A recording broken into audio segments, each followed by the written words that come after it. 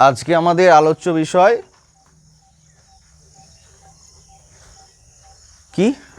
তড়িৎ এবং রাসায়নিকের কি প্রভাব। তড়িতের রাসায়নিক প্রভাব। চ্যাপ্টারটার নাম কি? তড়িতের রাসায়নিক প্রভাব। তো রাসায়নিক মানে হচ্ছে কেমিক্যাল, কোনো পদার্থ, কোনো যৌগিক পদার্থ, কোনো মৌলিক পদার্থ, এইগুলো। ধাতু, অধাতু, তড়িৎ বিশ্লেষ্য পদার্থ। আর কারেন্ট তোরা তো জানিস যে তড়িৎ একটা শক্তি যেটা ইলেকট্রিক তারের মধ্য দিয়ে যায়, তাই না? তো এই চ্যাপ্টারে ঢোকার আগে আমরা কিছু জিনিস আগে জেনে নেব, যে জিনিসগুলো আমরা এই চ্যাপ্টারে কাজে লাগবে, ঠিক আছে? যেমন হচ্ছে পরিবাহী, আমরা লিখব পরিবাহী। পরিবাহী মানে কি? না, পরিবাহী মানে হচ্ছে যে সমস্ত পদার্থের মধ্য দিয়ে কারেন্ট চাই, তড়িৎ চাই, সেটাকে বলবো কি আমরা? পরিবাহী। তাহলে আমরা এখানে লিখব যে সমস্ত পদার্থের মধ্য দিয়ে, যেসব পদার্থের মধ্য দিয়ে তড়িৎ প্রবাহিত হতে পারে তাকে কি বলা হয়? পরিবাহী বলে। আবার বলছি, যেসব পদার্থের মধ্য দিয়ে তড়িৎ যেতে পারে সেটাকে কি বলা হয়? পরিবাহী বলা হয়। এবার এই পরিবাহী সাধারণত আমাদের চোখের সামনে যেগুলো আছে সেখানে কার মধ্য দিয়ে যায়? একমাত্র তার। এই যে ইলেকট্রিক তার চলে গেছে রাস্তায় রাস্তায় বা মাঠের উপর দিয়ে গেছে, আমাদের বাড়িতে ইলেকট্রিক তার আছে, সেই তারের মধ্য দিয়ে কি যায়? তড়িৎ যায়। কিন্তু আরও অনেক পদার্থ আছে যাদের মধ্য দিয়ে তড়িৎ যেতে পারে। যেমন আমরা এটাকে তিনটে ভাগে ভাগ করব। একটা হচ্ছে ধাতব পরিবাহী, ধাতব পরিবাহী। আর একটা করব অধাতব পরিবাহী। আর একটা করব তড়িৎ বিশ্লেষ্য, তড়িৎ বিশ্লেষ্য। কি করব? তড়িৎ বিশ্লেষ্য। তাহলে একটা করব আমরা কি? ধাতব পরিবাহী। একটা আমরা করব কি? অধাতব পরিবাহী। আর একটা করব কি? তড়িৎ বিশ্লেষ্য। আমাদের চোখের সামনে মোটামুটি যে সমস্ত ধাতুগুলো আছে তারা সবাই তড়িৎ পরিবহন করে। যেমন বলতে পারি অ্যালুমিনিয়াম, অ্যালুমিনিয়ামের চিহ্ন কি? Al। আচ্ছা, তামা করতে পারে, লোহা করতে পারে, আবার রূপো বলে যে ধাতুটা আছে, যেটা আমরা অলংকার হিসেবে ব্যবহার করি, যে ধাতু তৈরি, সেগুলো। তাহলে আবার বলছি, যে সমস্ত পদার্থের মধ্য দিয়ে, পরিবাহী বলতে আমরা কি বুঝি? যেসব পদার্থের মধ্য দিয়ে তড়িৎ প্রবাহিত হতে পারে তাদেরকে কি বলা হয়? পরিবাহী বলা হয়। এই পরিবাহী কত রকমের হয়? একটা হচ্ছে ধাতব পরিবাহী। ধাতব পরিবাহীর উদাহরণ কি? অ্যালুমিনিয়াম, তামা, রূপো, লোহা ইত্যাদি ইত্যাদি। অধাতব পরিবাহীর উদাহরণ কি? আমরা সবাই দেখেছি বা আমাদের সবার হাতেই আছে, সেটা হচ্ছে গ্রাফাইট। গ্রাফাইট, গ্রাফাইট মানে কোথায় আছে? রুলে। আর তড়িৎ বিশ্লেষ্য পদার্থ কি? যে সমস্ত পদার্থ গলিত বা জলে দ্রবীভূত অবস্থায় তড়িৎ পরিবহন করে এবং তড়িৎ পরিবহনের ফলে নতুন পদার্থ উৎপন্ন করে তাদেরকে তড়িৎ বিশ্লেষ্য পদার্থ বলে। কি বলা হয়? তড়িৎ বিশ্লেষ্য পদার্থ বলে। তাহলে তড়িৎ বিশ্লেষ্য পদার্থ কাকে বলে? যেসব পদার্থ গলিত বা জলে দ্রবীভূত অবস্থায় তড়িৎ পরিবহন করে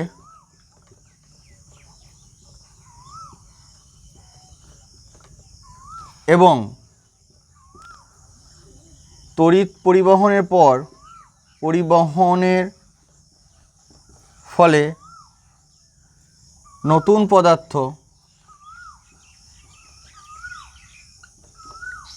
উৎপন্ন করে তাকে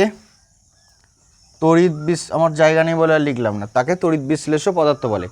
মনে রাখবি, ধাতব পরিবাহীতে যখন কোনো কারেন্ট যাবে, ধাতব পরিবাহীতে যখন কারেন্ট যাচ্ছে তখন এর মধ্য দিয়ে কারেন্টটা নিয়ে যায় মুক্ত ইলেকট্রন। কে নিয়ে যায়? মুক্ত ইলেকট্রন।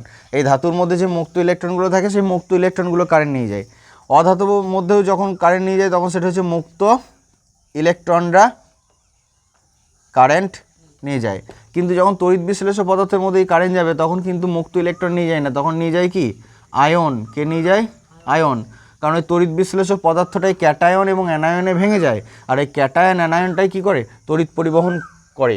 ধাতব পরিবাহী বা অধাতব পরিবাহীতে যখন কারেন্ট যাবে সেই পদার্থের কোনো পরিবর্তন হবে না, কোনো রাসায়নিক। দেখ, একটা তারের মধ্য দিয়ে যখন কারেন্ট যাচ্ছে তখন কি তুই কখনো লক্ষ্য করে দেখেছিস যে তারটা চেঞ্জ হয়ে গেছে? তারটা কি চেঞ্জ হয়? চেঞ্জ হয় না।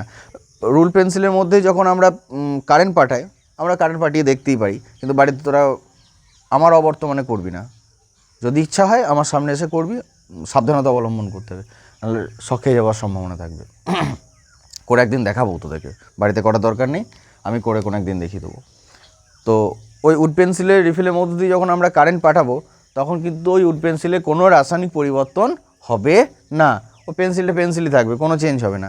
কিন্তু যখন আমরা তড়িৎ বিশ্লেষ্য পদার্থের মধ্য দিয়ে যখন আমরা কারেন্ট পাঠাবো তখন ওই তড়িৎ বিশ্লেষ্য পদার্থটা কী হচ্ছে? অবশ্যই ওকে তো কোনো একটা জায়গাতে মানে দ্রবীভূত করতে হবে, হয় ওকে গলিয়ে দিতে হবে, গলিত বা দ্রবীভূত অবস্থায়, মানে জলে দ্রবীভূত করলাম, তখন কী হবে? ওই পদার্থটা ক্যাটায়ন এবং অ্যানায়নে কী হবে? ভেঙে যাবে।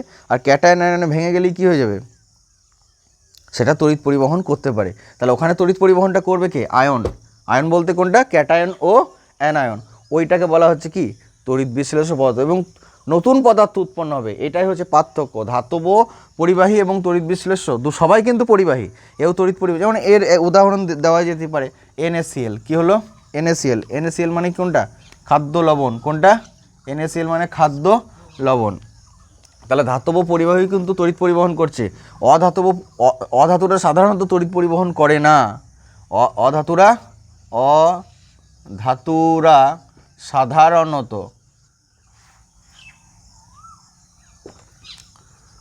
তড়িৎ পরিবহন করে না।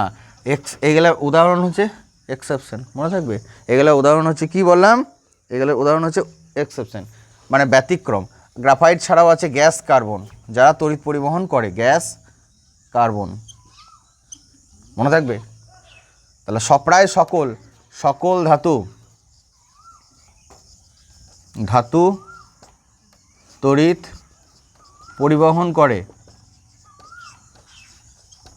সব ধাতুই তড়িৎ পরিবহন করে, কেউ কম কেউ বেশি, কেউ ভালো কেউ খারাপ। সব থেকে ভালো তড়িৎ পরিবহন করে হচ্ছে রূপো। সব থেকে ভালো তড়িৎ পরিবহন করে রূপো, কিন্তু এর অতিরিক্ত দামের জন্য আমরা ব্যবহার করি কি? অ্যালুমিনিয়াম বা তামা।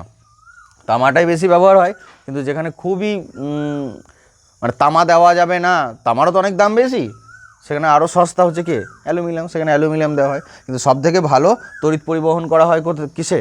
রূপোতে। এই ধরলে যেগুলো ন্যাশনাল প্রজেক্ট, বড় বড় প্রজেক্ট ভারত সরকারের, ধরলে আমি যদি একটা এক্সাম্পল ধরে নিই,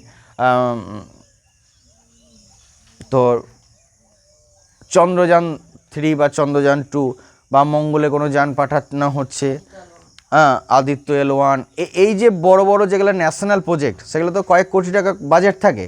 সেক্ষেত্রে ওখানে তো একটা ইলেকট্রিক সিস্টেম তৈরি করতে হয়। সেই ক্ষেত্রে যদি প্রয়োজন হয় অবশ্যই সেখানে কি ব্যবহার করা হয়? রূপো ব্যবহার করা যায়, কারণ ওইখানে খুব ভালো ইলেকট্রিসিটির ব্যাপার আছে, না হলে তো চলবে না। তাহলে খুব দামি দামি জিনিস, খুব ভেরি সেন্সিটিভ যেগুলো মেশিন, খুব ভেরি কোটি কোটি টাকা দাম যে সমস্ত মেশিনগুলো, সেই সমস্ত জায়গায় এসব তার ব্যবহার করা হয়। তাছাড়া কিন্তু আমাদের গ্রামগঞ্জে, শহরাঞ্চলে এমনি বাড়িতে আমরা কি তার ব্যবহার করি? অ্যালুমিনিয়াম এবং কি? তামা, মনে থাকবে। তাহলে ধাতব পরিবাহী কারেন্ট নিয়ে যাচ্ছে, কে নিয়ে যাচ্ছে? এর মধ্যে থাকা মুক্ত ইলেকট্রনগুলি। কিন্তু এই ধাতব পরিবাহীর মধ্য দিয়ে যখন কারেন্ট যায় তখন সেই পদার্থের কোনো রাসায়নিক পরিবর্তন হয় না। আর অধাতব পরিবাহীর মধ্যে কারেন্ট সাধারণত যায় না, কিন্তু দু একটা আছে, যেমন বললাম কি গ্রাফাইট, গ্যাস কার্বন, এদের মধ্যে কিন্তু মুক্ত ইলেকট্রন থাকার জন্য তারা তড়িৎ পরিবহন করে। গ্রাফাইটের মধ্যে একটা করে মুক্ত ইলেকট্রন থাকে প্রত্যেকটা কার্বনের মধ্যে। আর তড়িৎ বিশ্লেষক মধ্যে কিন্তু মুক্ত ইলেকট্রন থাকে না।